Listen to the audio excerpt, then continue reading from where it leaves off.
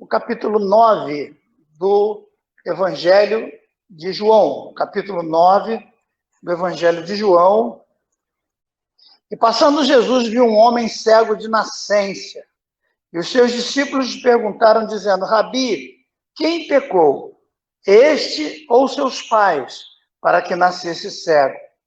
E Jesus respondeu: nem ele pecou, nem seus pais, mas foi assim para que se manifestem nele as obras de Deus.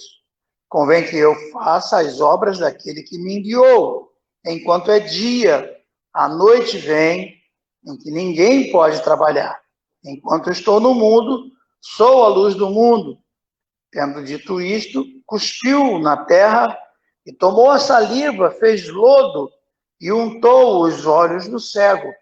E disse-lhe: vai, lava-te no tanque de Siloé, que significa enviado. Foi, pois, lavou-se e voltou vendo. Então, os vizinhos e aqueles que diziam: não é este o que estava sentado e mendigava? Uns diziam: é este, e outros: parece com ele. E ele dizia: sou eu. Diziam-lhe, pois: como te abriram os olhos? E ele respondeu e disse: o homem chamado Jesus fez lodo, untou-me os olhos e disse-me: vai ao tanque de Siloé e lava-te. Então fui, lavei-me e vi. E disseram-lhe, pois: onde está ele? Respondeu: não sei. Levaram, pois, os fariseus e os que dantes... Levaram, pois, os fariseus o que dantes era cego. E era sábado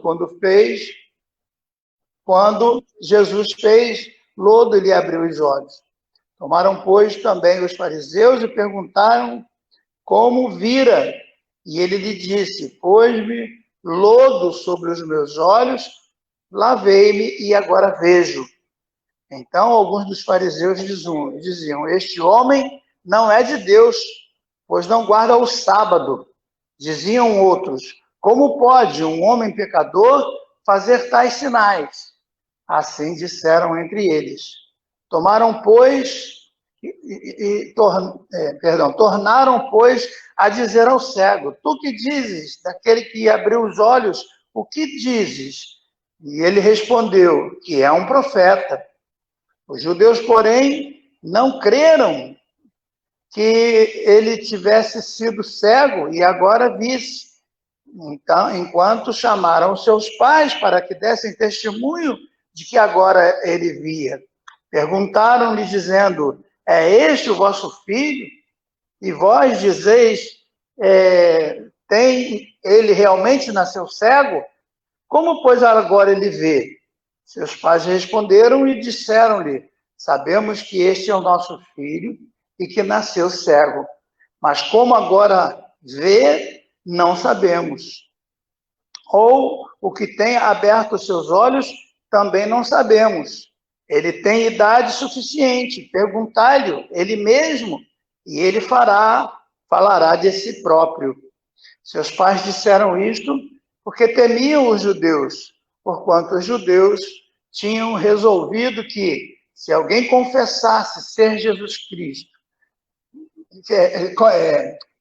se alguém confessasse ser ele o Cristo, fosse expulso da sinagoga. Isso disse, e seus pais disseram: tem idade, pergunta-lhes, e ele vos responderá. Chamaram, pois, pela segunda vez o homem que tinha sido cego, e disseram: dá glória a Deus, nós sabemos que esse homem é um pecador. Respondeu ele, pois, e disse: se é pecador, eu não sei. Uma coisa eu sei, é que eu era cego e agora eu vejo. Amém, queridos? Bastante conhecido, mas que eu me sinto tocado por Deus para falar um pouquinho a respeito de algumas características importantes encontradas aqui nesse texto, que nos saltam aos olhos, né, que nos saltam ao entendimento neste momento. A primeira coisa que eu queria dizer para vocês é o fato deste cego, já no primeiro versículo, ele ser um cego de nascença, ou seja, ele já nasceu cego. Então, vejam que não é uma cegueira adquirida ao longo dos anos, não é um problema que ele pegou, né, porque cegueira não é contagiosa, ele não teve essa doença depois do seu nascimento, mas ele já nasceu cego. Então, o próprio texto já diz que ele é cego de nascença. E o segundo versículo também nos chama a atenção, porque os seus discípulos é que chamam a atenção de Jesus em relação ao fato dele ser cego.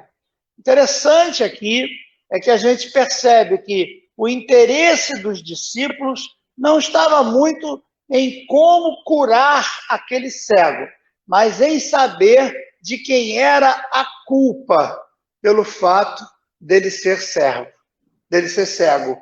Isso me chama a atenção, porque muitas vezes nós encontramos crentes agindo desta forma, né? Eles não estão muito interessados em ajudar você no seu problema. Eles querem muito mais saber os motivos que levaram você a estar sofrendo aquele problema.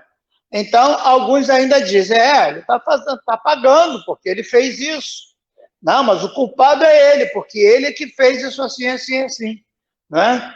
Não, mas ele tá sofrendo isso aí porque, no fundo, ele que semeou, e quem semeia, colhe.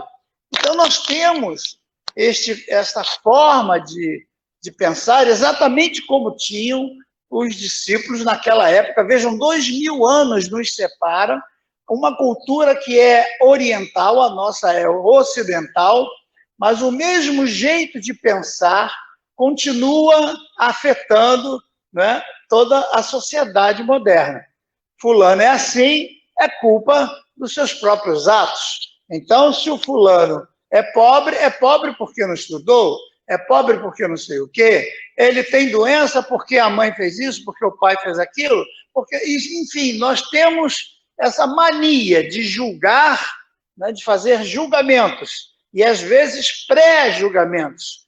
Nós estabelecemos pré-conceitos a respeito daquilo que a gente vê, como se apenas ter esses conceitos nos satisfaçam na nossa necessidade, né, de dar uma explicação. Pronto, está explicado. Fulano está assim porque ele não quer trabalhar. Não, fulano está assim porque ele é de família ruim. Não, o pai dele não vale nada.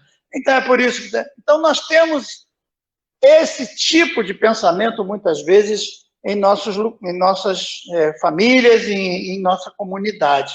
E os discípulos então disseram que, Rabi, quem pecou? Ele pecou ou seus pais pecaram para que ele nascesse cego?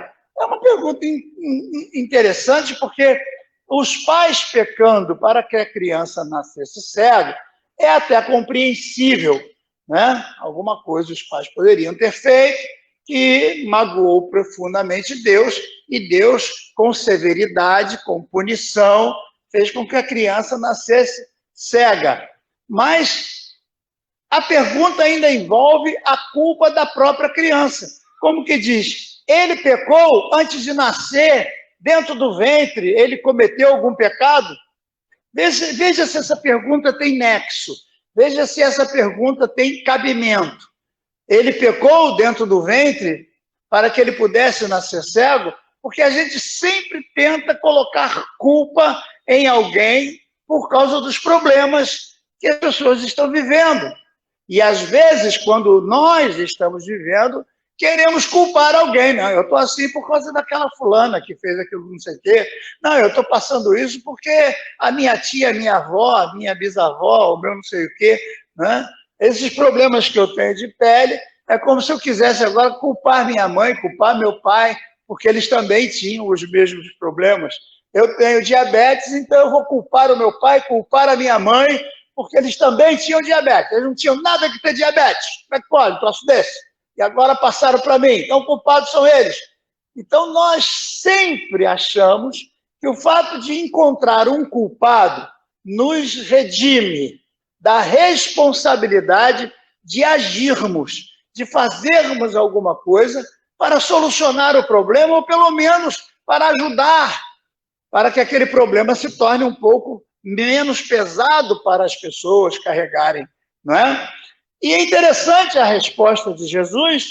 Jesus respondeu: nem ele pecou, não tem como, não teria como uma criança dentro do ventre pecar, nem seus pais, mas foi assim para que se manifeste nele as obras de Deus. Então, aqui a gente encontra uma verdade teológica que precisa ser muito bem observada. Nós encontramos aqui nas palavras do próprio Jesus uma verdade que precisa ser compreendida.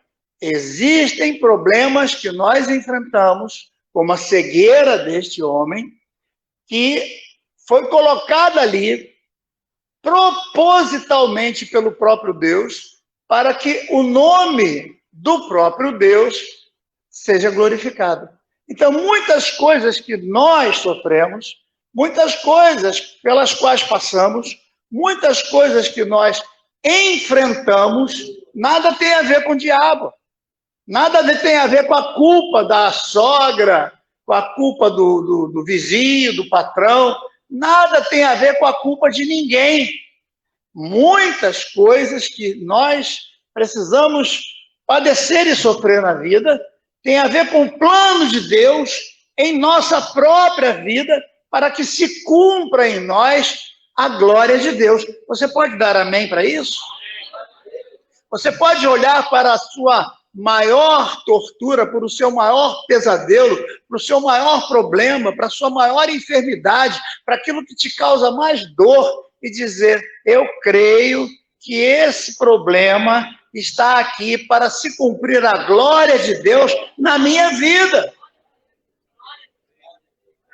Então, essa coisa de, ai, coitadinho de mim, que vou padecendo, tive pneumonia, e agora reação alérgica. Caramba, eu sempre fui um homem forte, eu fui ginasta, eu fui atleta, eu ganhei prêmio, ganhei medalha, e agora, né, eu já fui lírio dos campos, agora eu sou tiririca do brejo, já fui toalha felpuda, agora sou pano de chão. As coisas passaram, e o corpo, né? Eu já tive elegância, agora botaram um F, tiraram o G, botaram o F, ficou uma elefância. Então, está aqui esse corpo aqui. E quem é o culpado disso? O culpado é o docinho que eu comi ontem, aliás, eu não comi, no aniversário do Benício, que é o meu. Então, a gente sempre fica, sabe, é o tipo daquele camarada que vai para um restaurante, come de tudo, come churrasco, come tudo, aí depois passa mal e diz: não, eu acho que foi aquela última cerejazinha que eu comi que me fez mal. Caramba, o camarada comeu igual um touro, agora está achando que tem que culpar a cereja, não é? Então, quem é o culpado de nós passarmos por lutas? Quem é o culpado de nós passarmos por provações? Muitas vezes não há culpado. Muitas vezes não se trata de ter uma culpa ou de solucionar um problema. Não é uma equação que a gente junta 2 mais 2, consegue resolver o problema, é 4, pronto, está solucionado o problema, acabou. Não tem mais problema, a gente resolveu, 2 e 2 são 4, pronto, acabou. Não, na vida não é bem assim. Na vida nós vamos encontrar obstáculos que muitas vezes nós não perceberemos.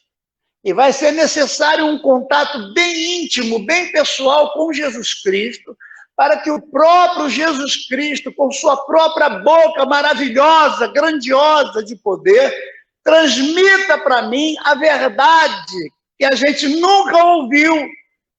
A gente precisa ouvir que muitos dos problemas que enfrentamos, Deus colocou, e nós vamos enfrentá-los em nome de Jesus, porque é para a glória do Senhor Jesus.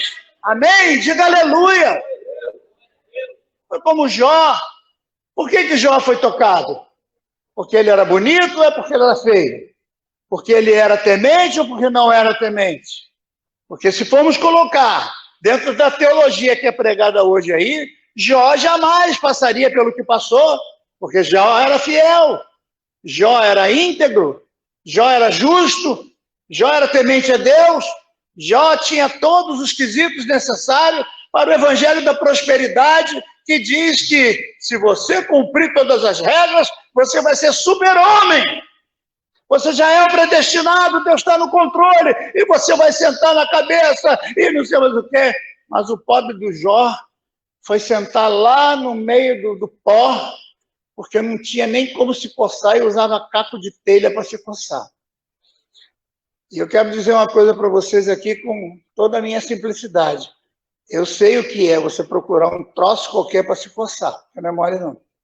Você se coça com tudo, você se coça pelas paredes, você se coça com um pedaço de pente quebrado, com caco, com telha, com cascalho, com o que você precisar usar, você usa na hora, porque a coceira é insuportável, e o problema de pele e a pele é o maior órgão do corpo, então afeta todos os cantos. E, no entanto, Jó era um homem de Deus, extraordinariamente reto diante do Senhor. Então, por que Jó padeceu tudo aquilo? Porque era da vontade de Deus. Muitas coisas que nós passamos é para cumprir a glória de Deus em nossa vida. Então, levante a tua cabeça. Pare de achar que o diabo... Ai, irmão, eu vou para um descarrego lá, não sei de onde, eu vou subir a montanha 7 vezes, eu vou passar pelo túnel não sei de onde 7 vezes, eu vou fazer as 7 sexta-feira não sei do quê. Não, irmão. Nada disso resolve, porque se resolvesse não cumpriria a glória de Deus. A única coisa que você precisa é entender a voz de Cristo que diz, ele está assim para que se cumpra nele a vontade de Deus, a glória de Deus. E como essa vontade de Deus se cumpre? Como essa vontade de Deus se revela? Quando essa vontade de Deus deixa de ser apenas uma frase de efeito para ser aplicada realmente em nossa vida. Em primeiro lugar, você não vê.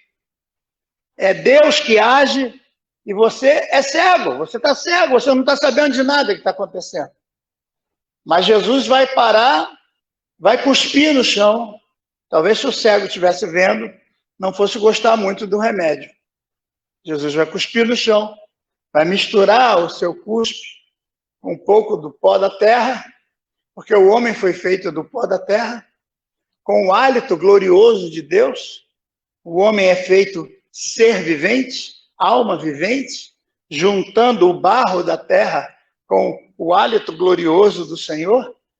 O homem se transforma em alma vivente, e agora Jesus vai modelar esse barro juntamente com a sua saliva gloriosa divina e vai passar no olho do cego, como se estivesse fazendo uma córnea nova, como se estivesse fazendo, quem sabe ali, uma restauração daquele olho que estava danificado por algum motivo, mas que estava sendo restaurado agora de uma forma miraculosa. Miraculosa. Milagrosa, obrigado, melhorou. Então veja que coisa fantástica. Então pronto, Jesus já resolveu o problema. Jesus é o Senhor, está no controle, ele já decidiu, ele já deu a palavra rema, ele já tomou a decisão, ele já passou no meu olho, eu estou curado. Não. O primeiro passo é você entender que a solução vem de Cristo. Legal, e esse passo é importante. O que você tem que fazer? Apenas entender. Apenas estar de pé diante do Senhor para que ele possa trabalhar. Mas agora é ouvir a ordem que ele vai dar. Porque olha o que Jesus diz. Jesus apenas vai dizer, vai pegar o barro, vai cuspir no chão, versículo 6, vai passar essa saliva junto com o barro nos olhos do cego, e depois vai dizer assim, ó, vai, lava-te no tanque de Siloé. é importante que você entenda onde Jesus estava, porque Jesus estava dentro da cidade quando tudo isso estava acontecendo. Jesus estava perto a uma fonte chamada Betesda, que ficava ao lado do templo, perto de uma porta chamada Porta das Ovelhas. Ali havia um tanque, e ali muita gente se banhava. E havia uma lenda entre eles que toda vez que um anjo descia e movimentava as águas, o primeiro que era jogado ali se curava. Era uma lenda. E Jesus já tinha curado alguém ali naquele tanque para mostrar que a cura vem de Deus e não do anjo. Não existe anjo de cura. Por que Jesus, então, não mandou que esse menino aqui, que esse homem, fosse até o tanque de Betesda, que ficava bem mais próximo? Estava a praticamente 100 metros daquele da esquina, e ele curaria então o seu mal, lavaria o seu rosto naquela fonte. Acontece que a piscina de Betesda, ela era completamente diferente da piscina de Siloé, porque em Betesda, a água que vinha era armazenada da chuva. Então a água que ficava ali ficava parada. Era uma piscina de água parada. Então, toda a água que vinha da chuva era armazenada ali. Ali não produzia água. Ali não nascia água. Ali não havia fonte de água. Então, aquela piscina não servia para o milagre, porque ela não jorrava água verdadeira. Ela não jorrava água limpa. Ela apenas armazenava água. Como muitas piscinas que nós vemos hoje, que apenas armazenam água, mas não produzem água limpa, não renovam constantemente suas águas para que elas fiquem sempre cristalinas e refrescantes o tempo todo, como a Bíblia é a palavra e é a fonte que se renova a cada dia, saciando a nossa sede a cada manhã. Então, Jesus diz para o cego: vai até o tanque de Siloé.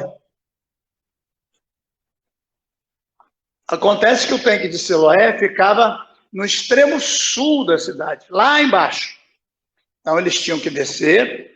Esse cego teve que sair da cidade, pegar o Vale de Quidron, um lugar bem acidentado, porque ali corria um córrego, que hoje já não corre mais. Josafá, pegar o Vale de Quidron e andar mais ou menos aí por volta de 800 a 1 quilômetro, por cima daquelas pedras e por cima daqueles caminhos que o rio faz, para chegar até a fonte de Siloé. E essa fonte de Siloé, depois das invasões de Babilônia e dos domínios persas e do domínio grego e das coisas que foram destruídas por Antíoco Epifânio por volta de 180 depois de Jesus, tudo já estava debaixo de escombros, sob escombros. E achar a fonte lá embaixo não era uma coisa muito fácil. Então tinha que passar por becos, tinha que passar por baixo de pedra, tinha que passar por uma caverna para chegar até a fonte da água, a fonte cristalina. O que significa que chegar até a fonte não é uma coisa fácil. Imagine para um cego. Não é uma coisa que você está encontrando em qualquer lugar. Não, existe um lugar específico, onde a água brota da terra e brota sem cessar. E sempre água fresquinha, geladinha, límpida, renovante, edificante, gratificante. Por isso que o nome é Siloé, o enviado, que era um símbolo do próprio Cristo. Para que você possa ter o sucesso total na bênção da tua vida, você não pode tomar banho em qualquer piscina, você não pode lavar o rosto em qualquer lugar. Tem piscinas bonitas, muito bem feitas, muito bem construídas, muito mais confortáveis, mas a água que está ali não é água que renova, não é água que purifica, não é água que refresca, não é água que limpa, que lava. Mas em Siloé não. Em Siloé a água brota e jorra escorre a velha e brota mais nova, e a velha vai embora, e você cada vez mais tem água purificadora. Por isso que no mesmo capítulo 7, no mesmo João, capítulo 7, você encontra Jesus dizendo: aquele que vier a mim, rios de água viva saltarão do seu interior. Rios de água viva. Então, qual é a diferença da água morta para a água viva? A água morta é parada. A água morta estagna. A água morta apodrece. A água morta cria lodo. A água morta cria animais dos mais impuros. Mas a água viva, ela restaura, ela limpa, ela refresca. E é ali que o Senhor quer que o cego vá. Mas, peraí, Senhor, é quase 1 quilômetro andando desse jeito. Como é que ele vai fazer? Jesus não estava preocupado com isso. Jesus diz: vai lá e lava-te. E eu fico imaginando aquele cego, se usava bengala ou não, se tinha alguém guiando ele pela mão ou não. Não dá para saber, o texto não revela. Mas o mais interessante é que ele não titubia. Ele não fica questionando por que tinha que ser desse jeito. Por que as coisas são tão difíceis para mim? Por que Deus me amaldiçoou desse jeito? Ai, coitadinho de mim. Tenham pena de mim, gente. Vejam como eu sou sofredor. Não. Pelo contrário. Quando Jesus diz: vai lá e lava, ele responde da forma mais simples. Quando alguém pergunta para ele o que aconteceu, né? Ele foi, lavou-se e viu. Ele foi, obediência. Ele lavou-se, obediência. E viu, recompensa da obediência. Sabe qual é o nosso problema? A gente quer a recompensa, a gente quer ver. Mas a gente não quer ir. A gente quer ficar no mesmo lugar. A gente quer ficar numa boa. A gente não quer ir para a igreja para ouvir a mensagem, tem vírus. Então, a mensagem é transmitida pela internet, mas o teclado lá do nosso celular tem vírus. A gente só consegue entrar nas páginas da alta sociedade, das quais a gente acha que é componente, a gente é sócio dela.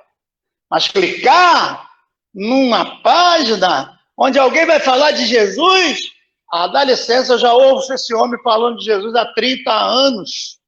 Há 30 anos que ele fala a mesma coisa, eu vou ouvir ele de novo. Eu tenho coisa mais importante para fazer hoje. Pastor, a reguenguela afrouxou, não deu para eu ver. Pastor, o senhor me desculpa, mas hoje eu não entrei, não, porque o eixo do borboletor apertou demais e a reguenguela ficou torta. Entendeu? Parece desculpa de mecânico quando quer ficar com o teu carro mais um tempo lá e não teve a competência de cumprir a palavra dada. E é isso que a gente vê em muitos lugares. Pessoas que, mesmo que a Bíblia vá para a casa deles, mesmo que basta apenas ligar e ver e participar e cantar e ler os textos e ouvir a palavra, mesmo assim não, os ouvidos deles estão completamente entorpecidos pelas coisas diabólicas desse mundo. Não estão conseguindo ouvir. Mas o que eu acho fantástico é este cego, quando Jesus para diante dele, ele era cego, não viu nada. Como alguém deve ter dito para ele: olha, rapaz, é o Jesus, fica de pé aí. Não sei se ele estava deitado também, não sei como ele estava, o texto não diz. E eu acho mais lindo depois, eu não vou me alongar muito por causa do tempo, quando alguém pergunta: vem cá, tu era cego mesmo? Eu era cego. Não, vamos chamar teu pai para ver esse negócio. Não é possível. Quando chama o pai diz: olha, ele já tem idade, quer dizer, ele já é maior de 30 anos, ele já pode responder por ele mesmo. Eu não tenho mais responsabilidade nenhuma sobre ele. Ele já é adulto. E para ser adulto naquela época tinha que ter mais de 30. Por isso que Jesus começou o ministério dele aos 30 anos. Ele já tem idade, ele pode responder por ele mesmo. E alguém pergunta para ele: quem foi que te curou? Ele disse: eu não sei, foi um homem chamado Jesus. E a gente vê, às vezes, as pessoas muito preocupadas em estudar teologia, em estudar introdução bíblica, estudar hermenêutica, estudar exegese, estudar tanta coisa, mas esquece de estudar Jesus, né? Porque quando alguém pergunta quem foi que te curou, ele diz, olha, eu não sei não, era um homem chamado Jesus. Só que quando ele falou, vai, eu fui. Quando ele falou, lava-te, eu lavei. E quando ele disse, ficarás vendo, eu fiquei vendo, eu passei a ver.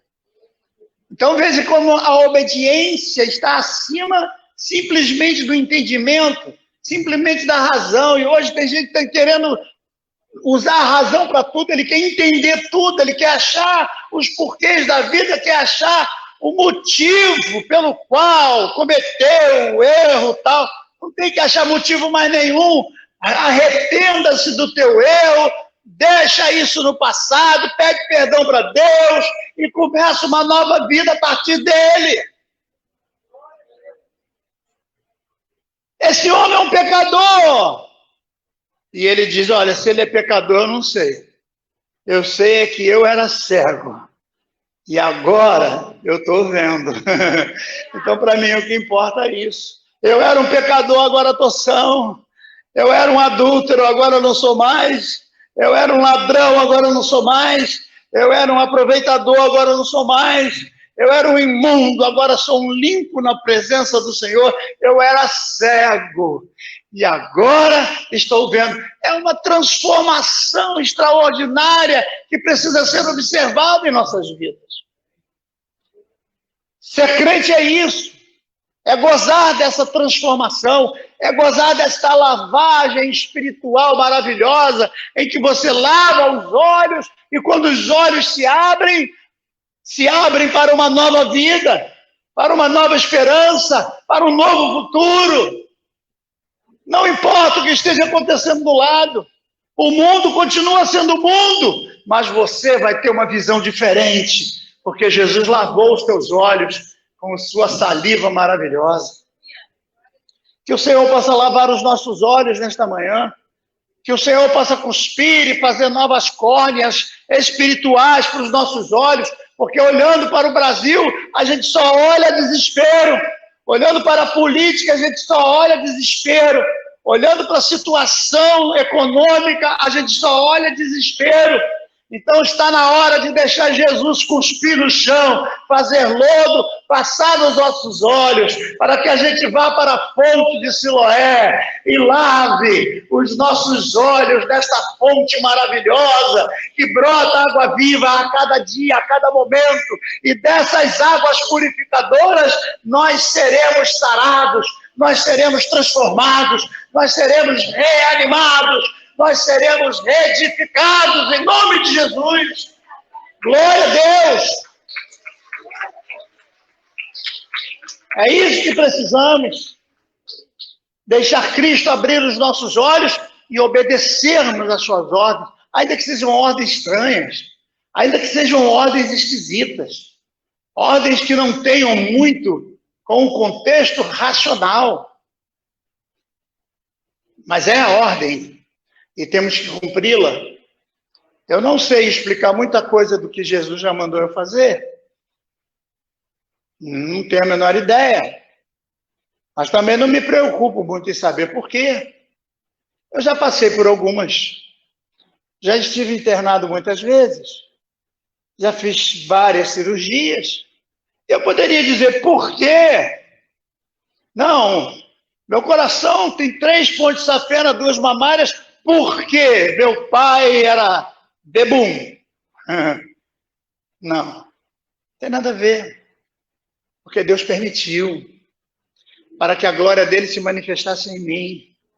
E que hoje, quando eu posso olhar para o céu, com os olhos lavados, enxugados e muito bem alimentados pela glória de Deus, eu possa ver o céu aberto e o Senhor dizendo, tu és o meu filho, eu tenho compromisso contigo e você tem compromisso comigo. Vamos trabalhar, vamos trabalhar. Como disse uma enfermeira quando veio me preparar para sair dessa última vez do hospital, Ela disse, seu Jorge, o negócio pro senhor tá bom, porque não tem nada a ver com vírus, não, é só uma bactéria. O senhor vai fazer o tratamento e já o senhor vai estar de pé de novo. Eu digo, opa, é profecia assim que eu gosto de ouvir. Né? Profecia abençoada. Já eu vou estar de pé de novo. E vou continuar meu trabalho, em nome de Jesus. Então eu quero clamar nesta manhã, para que nós sejamos como este cego, prontos para ouvir, prontos para obedecer, ainda que não estejamos vendo com os olhos materiais, e não estejamos entendendo com a nossa razão, por que tem que ser assim, por que não pode ser daquele jeito, por que Deus fez assim e não fez daquele outro jeito. Isso não compete a nós, é Ele quem dá a ordem e Ele se responsabiliza pela ordem que Ele dá. A nós compete obedecer. Obedecer. Eu aprendi desde pequenininho que quando a criança começa a ler, a gente aprende o abecedário. E quando a gente aprende a trabalhar com Jesus, a servir a Jesus, a gente aprende o obedecedário. Para a criança é o abecedário. Para o crente é o obecedário. Obedecer. Obedecer sempre. Obedecer. Sempre. E foi o que esse homem fez. E é o que eu espero fazer. Sempre na minha vida. Porque a luta vem e passa. Não desanime, não. Quem crê em Jesus Cristo já tem a salvação.